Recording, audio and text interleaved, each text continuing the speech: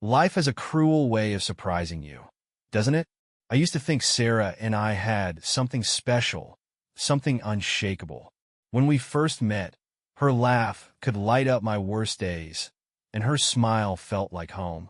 For years, I held on to that feeling, convinced we were different from all the couples who fall apart. But maybe I was just too blind to see the cracks forming. Looking back, the signs were there. They started small, easy to brush off. Sarah began coming home late, talking about work deadlines or nights out with her friends. At first, I didn't think much of it. I mean, 8 years of marriage comes with its share of ups and downs. Everyone says that, right? But it wasn't just the late nights. She started pulling away, becoming more distant.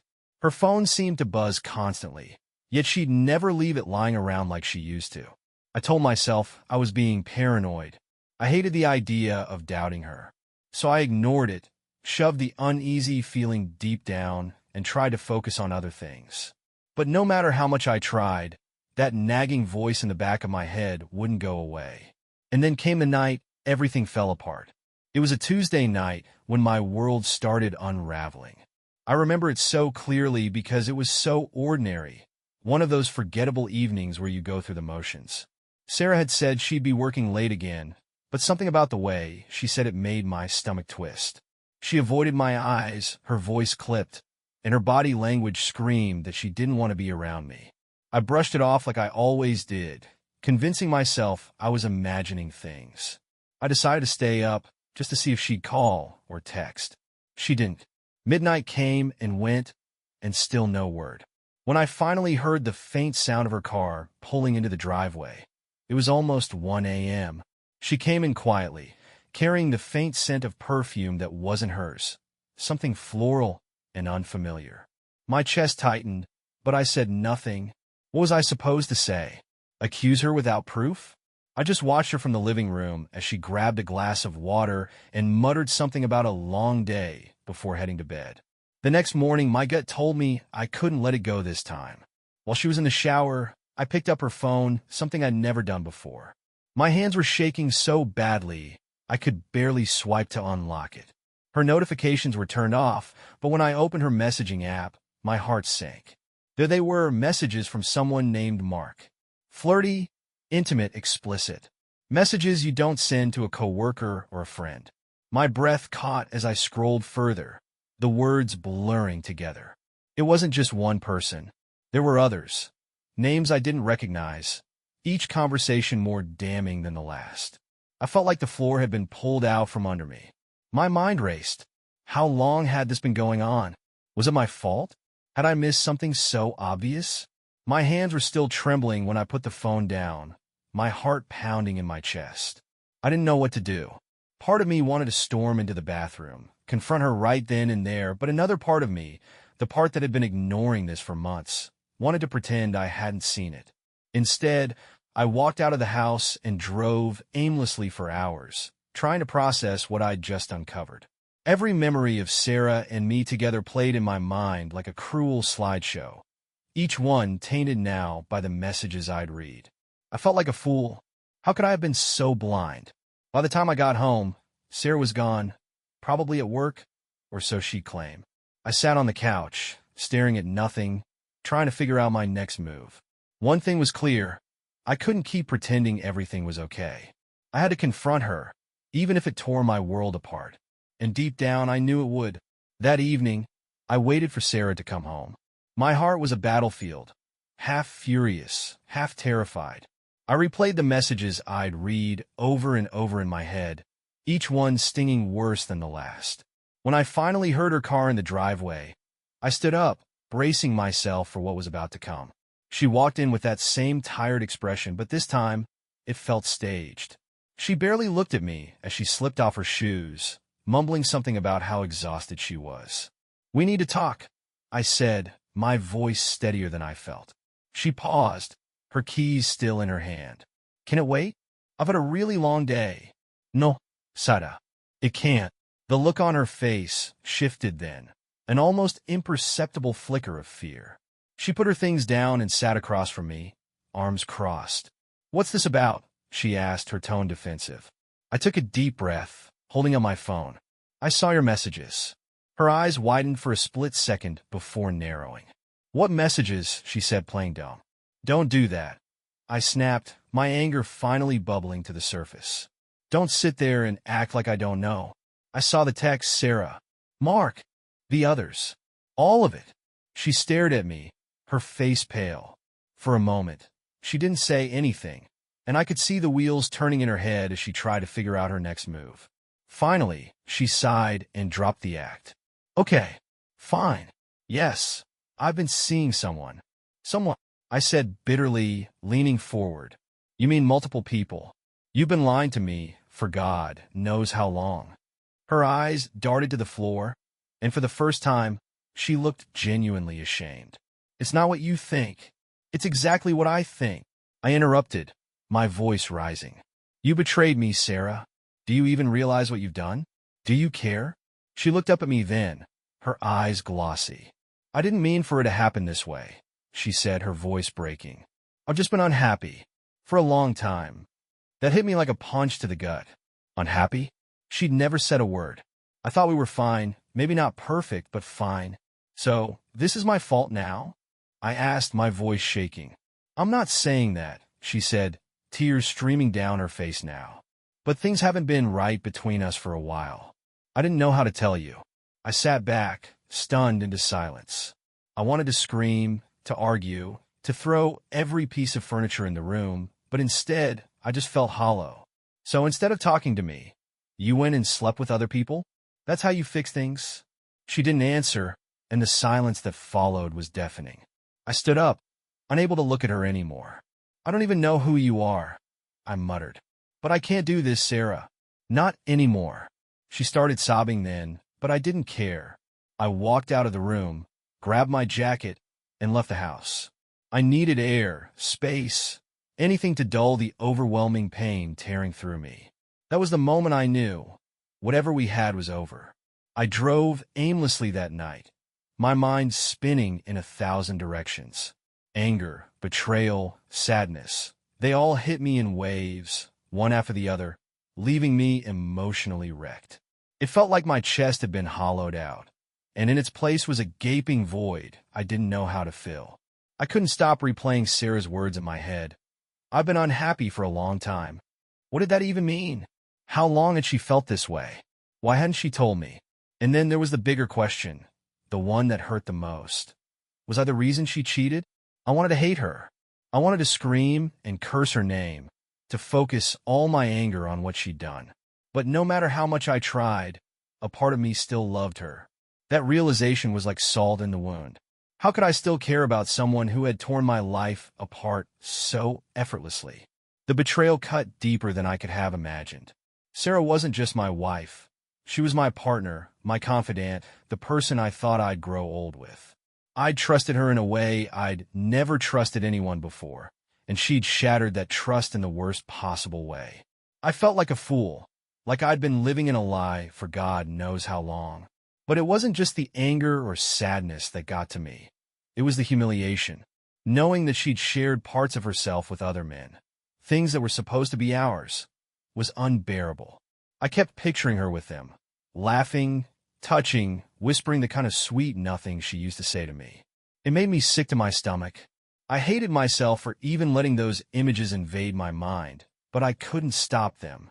By the time I pulled over, my hands were trembling so badly I could barely grip the wheel. I parked in some empty lot and just sat there, staring blankly ahead, trying to make sense of everything. The life I thought I had, the future I thought we were building together, it was all gone. In its place was this crushing reality I wasn't prepared to face. At some point, the anger took over again. I thought about all the sacrifices I'd made for her, all the times I'd put her happiness above my own. And for what? So she could throw it all away for some cheap thrill? It felt like my entire marriage had been a joke, a cruel setup with me as the punchline. When I finally drove back home, the house felt different. It wasn't home anymore. It was just a building, a place filled with memories that now felt tainted and hollow. Sarah was asleep in the bedroom, or at least pretending to be. I didn't go in. I couldn't. Instead, I sat on the couch, staring at nothing, my mind numb. I knew I couldn't keep living like this. Something had to change. But in that moment, I had no idea what that would look like. All I knew was that I couldn't go back to the way things were. Not after this. The morning after that terrible night, I woke up on the couch with a stiff neck and an even heavier heart. The sunlight streaming through the blinds felt cruel, mocking the mess my life had become. Sarah wasn't in the kitchen or living room, but I could hear her moving around upstairs. I didn't have the energy to face her yet. I needed to think. What was I going to do? The question gnawed at me. Part of me wanted to fight for my marriage, to hold on to the years we'd spent together and somehow salvage what we had. But the other part, the louder, angrier part, knew that something irreparable had broken between us. Trust. Without it, what was left? I spent the next few hours pacing the living room, replaying everything in my mind. Every argument we'd ever had, every time she'd been distant or dismissive, every moment I'd ignored my instincts to keep the peace. It all came flooding back. I kept wondering if there had been a way to stop this, to fix things before they spiraled out of control. But no matter how much I dissected the past, I couldn't escape the truth. Sarah had made her choice, and now I had to make mine. Around noon, I finally heard her footsteps on the stairs. When she came into the room, she looked like she hadn't slept either. Her eyes were red and swollen, her face pale. For a second, we just stared at each other, the weight of everything unsaid filling the space between us. "We need to talk," I said finally, my voice low but firm. She nodded, sitting down on the edge of the couch across from me. "I'm sorry," she whispered, "for everything." Her apology hit me like a punch to the gut. A part of me wanted to believe her, to let that one word erase all the pain and betrayal. But it wasn't enough. Not this time. "Sorry doesn't fix this," I said, my voice trembling. "Do you even understand what you've done to me? To us?" She looked down, twisting her hands in her lap. I know I've hurt you, and I hate myself for it. But what?" I snapped, cutting her off. "You didn't just hurt me, Sarah. You destroyed everything. How do you come back from that? How am I supposed to trust you again?"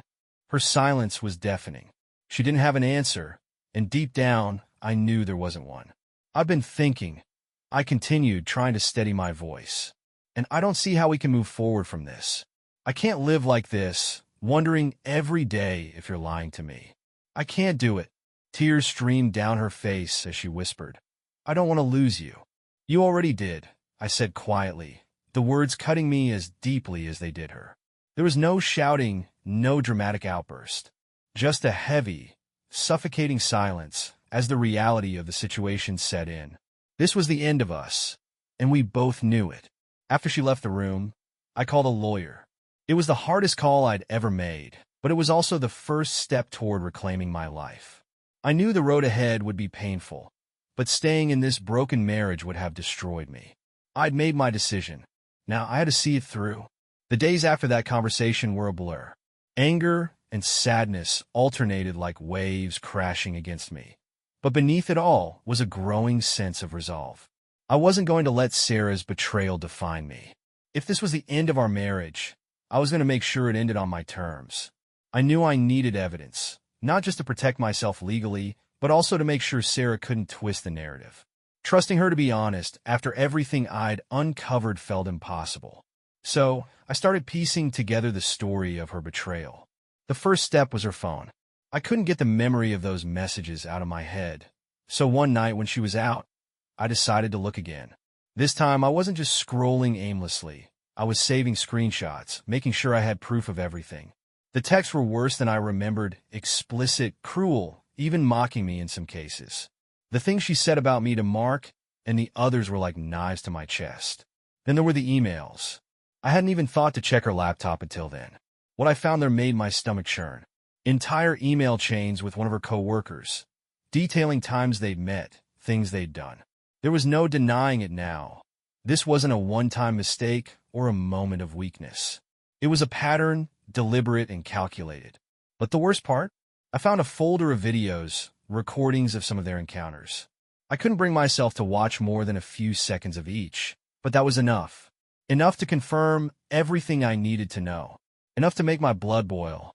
I saved everything onto a USB drive, locking it away where she couldn't find it. If she wanted to play dirty, I was ready. But it wasn't just about revenge, it was about protecting myself. I wasn't going to let her walk away from this without consequences. That night, I sat in the dark with a whiskey in hand, staring at the drive on the table. It felt surreal, like I was living someone else's life. But this was my reality now. A broken marriage, a shattered trust, and a fight ahead that I hadn't asked for, but was determined to win. I didn't know exactly what the next steps would be, but one thing was clear. I wasn't going to back down. The next day, I contacted my lawyer. I never thought I'd need one for something like this, but there I was, sitting across from a man in a crisp suit, explaining how my wife of 8 years had torn our life apart. It felt surreal saying the words out loud. It made everything more real. I need to protect myself, I told him, my voice steadier than I expected. She's been unfaithful, and I've got proof. I'm not looking to start a war, but I'm not going to let her walk all over me either. He nodded, scribbling notes on a yellow pad. Infidelity can definitely work in your favor, especially if you have solid evidence, he said. What do you have?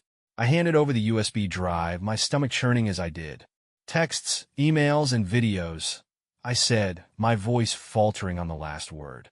I hated how those videos existed, but they were my trump card. I'd already seen enough to know they'd be impossible for Sarah to deny or spin. He plugged the drive into his laptop and reviewed a few files, his expression neutral but focused. When he finally looked up, he said, "This is more than enough. We can use this to negotiate a favorable settlement. Given the circumstances, the court might lean heavily in your favor." A favorable settlement.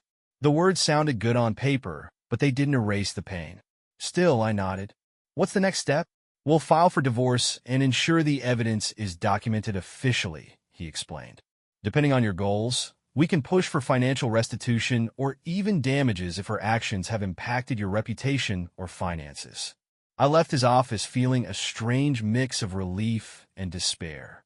On one hand, I was taking control. On the other, it felt like the final nail in the coffin of a life I'd once cherished. But I couldn't afford to dwell on that now. I needed to focus on what came next. At home, Sarah acted like she didn't know the storm that was brewing. She was unusually quiet, probably sensing that I wasn't just going to let this slide. She didn't ask questions, and I didn't offer answers. We were like strangers living under the same roof, moving around each other, but never truly connecting. That night, I sat in the quiet of the living room, staring at the papers my lawyer had given me to sign. This was at the beginning of the end. I felt a pang of sadness, remembering the person I thought Sarah was, the life we built together. But those memories felt distant now, like they belonged to someone else. I picked up the pen and signed my name. If Sarah had torn our life apart, I was going to make sure I rebuilt mine stronger. This was just the start. The papers were signed. The evidence was in my lawyer's hands. And yet I still hadn't fully confronted Sarah with what was coming. The first conversation we had about her infidelity had been raw and incomplete. But now, armed with everything I'd uncovered, I needed to face her again. I needed her to know that the game was over. I waited until the evening, after she had come home from work. She walked in, her face a mixture of weariness and guarded tension. We hadn't spoken much since that night, just polite exchanges to get through the days. It was exhausting, like living in a stalemate. "Sarah," I said as she set her purse on the counter. "We need to talk. For real this time." Her shoulders tensed, and she turned slowly to face me. "What now?" she asked, her voice low, almost resigned. I motioned for her to sit down. She hesitated, then complied, sitting across from me at the kitchen table. I didn't waste time.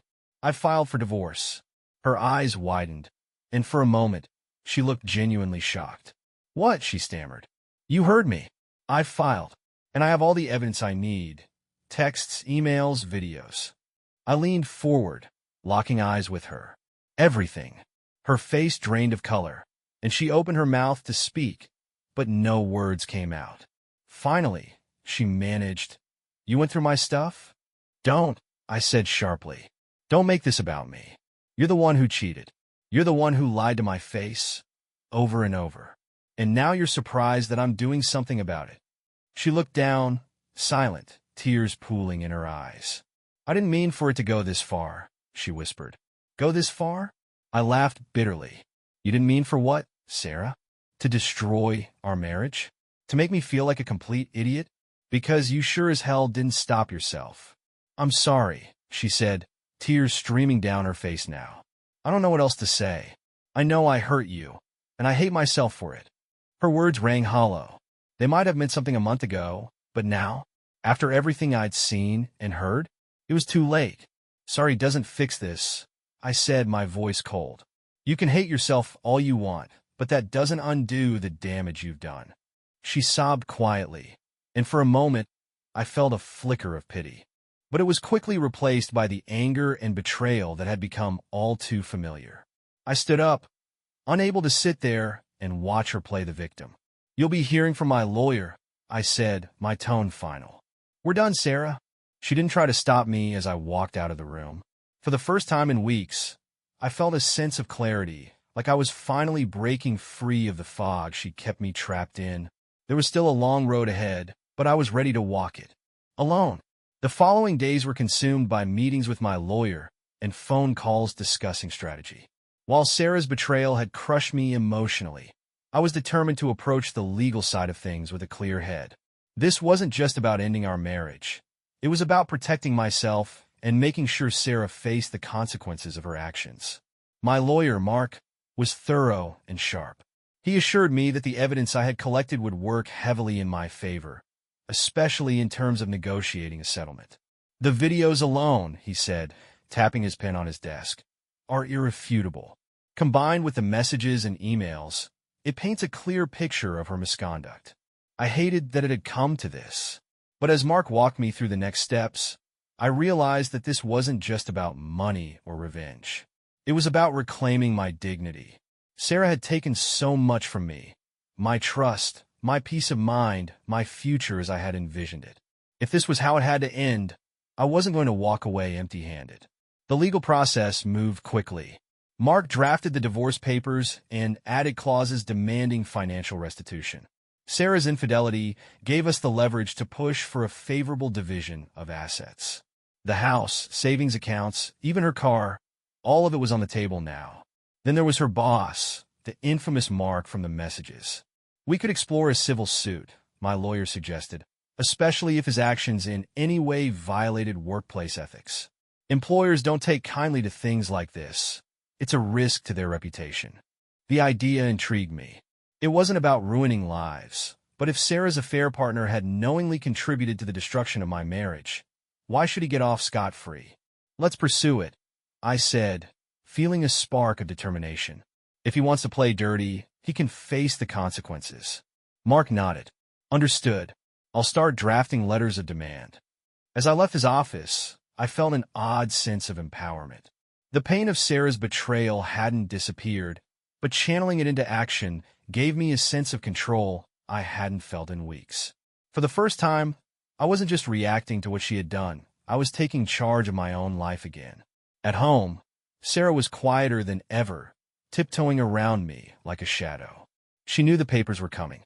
She didn't try to argue or fight. Maybe she knew there was no point. Every interaction we had was strained and hollow, as though we were both waiting for the inevitable.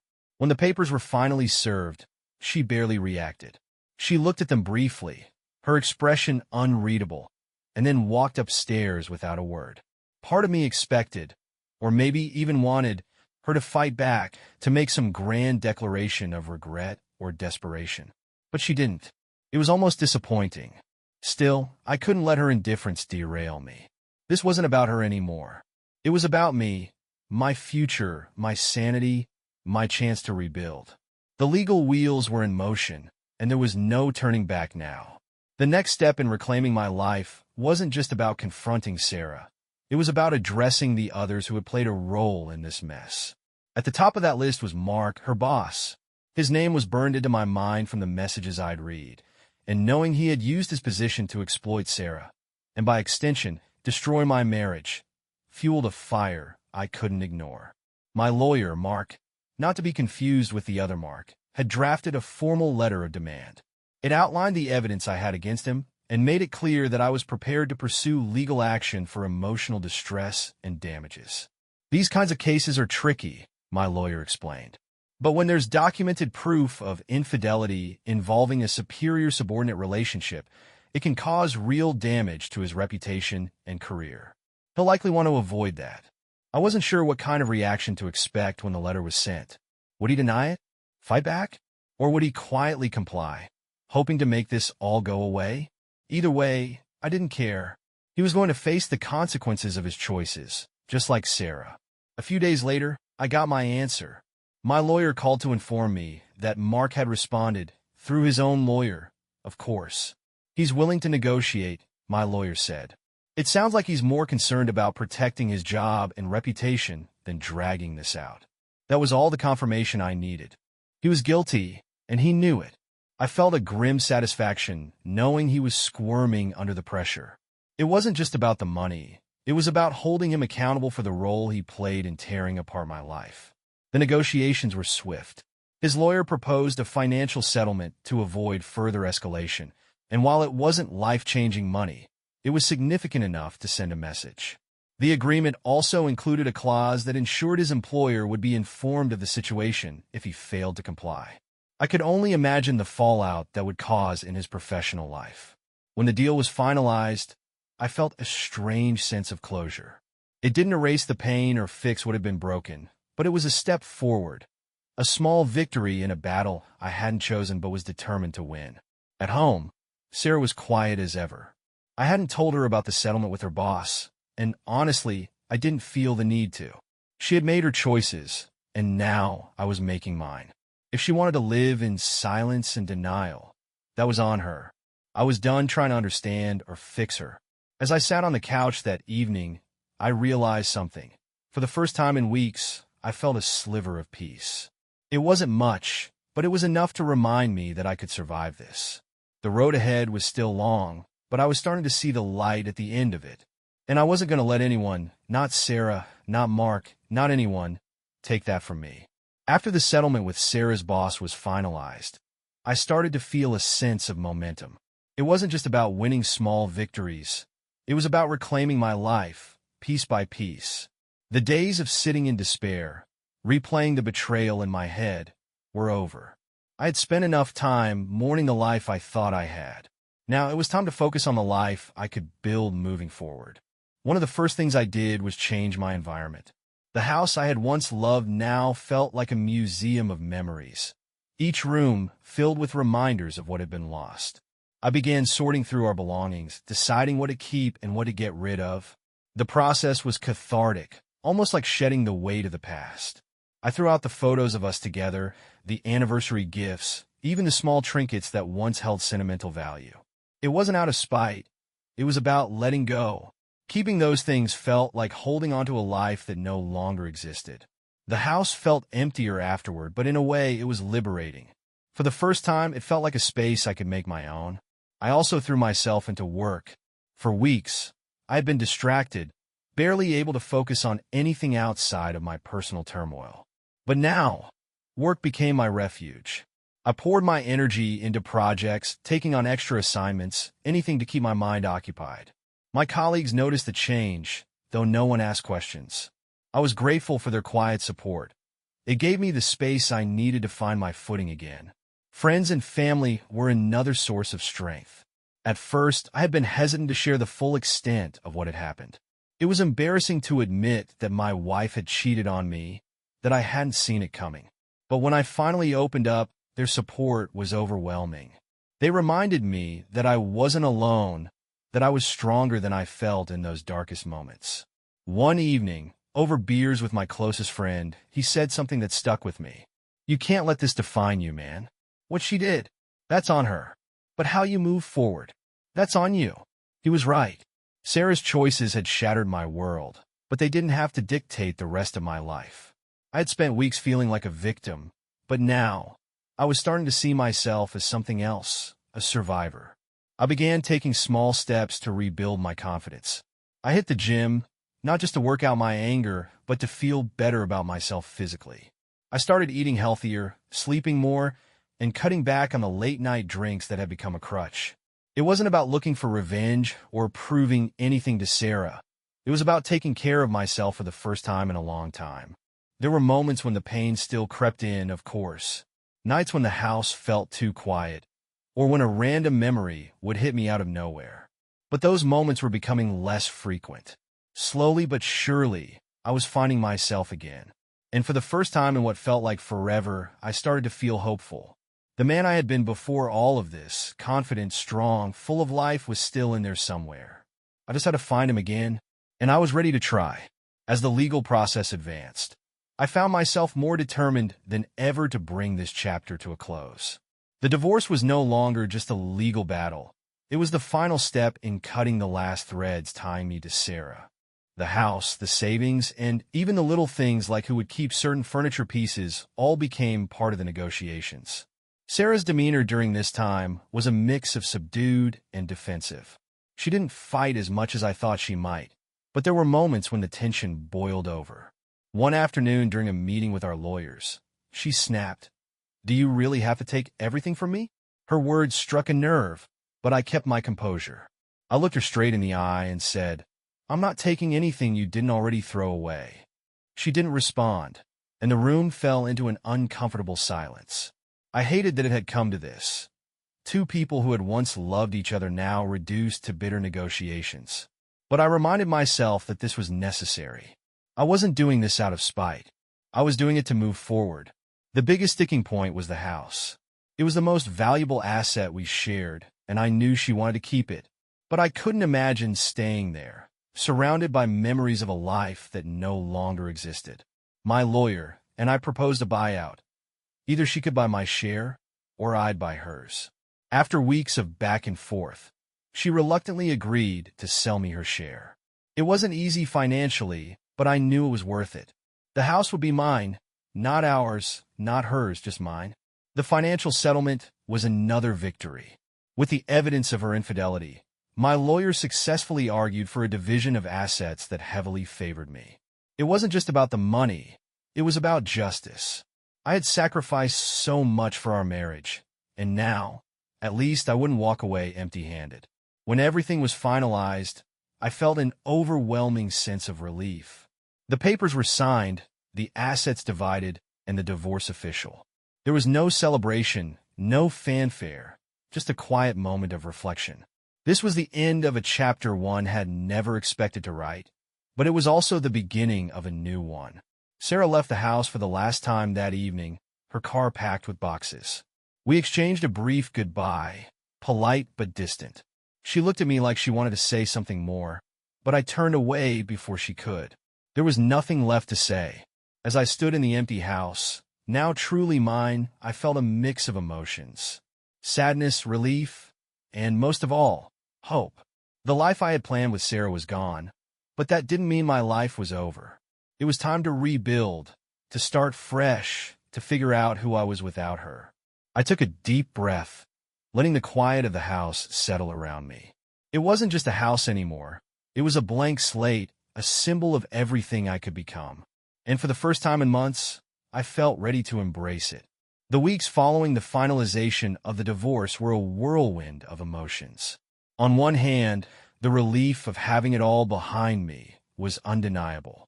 The endless meetings with lawyers, the sleepless nights filled with anger and heartbreak, the constant tension in the house. It was all over. But on the other hand, I was left with an emptiness I hadn't anticipated. My life, as messy as it had been, had revolved around Sarah and the fallout from her betrayal. Now it was just quiet. I channeled my energy into turning the house into something new, something that felt like mine. I repainted the walls, got rid of the old furniture, and bought things that reflected who I was now, not who I had been during our marriage. I even turned the guest bedroom into a home office, a space where I could work and focus on rebuilding my life. It wasn't just about aesthetics. It was about reclaiming a space that had been tainted by the past. Friends and family became a bigger part of my life than they had been in years. Before the divorce, I'd let relationships slide, consumed by work and the illusion of a stable marriage. Now I realized how much I needed those connections. My best friend, Dan, dragged me out to a bar one Friday night, insisting it was time for me to start living again. I wasn't ready for the dating scene, but being around people, laughing, sharing stories, feeling normal, was a reminder that life could still be good. Work became my anchor.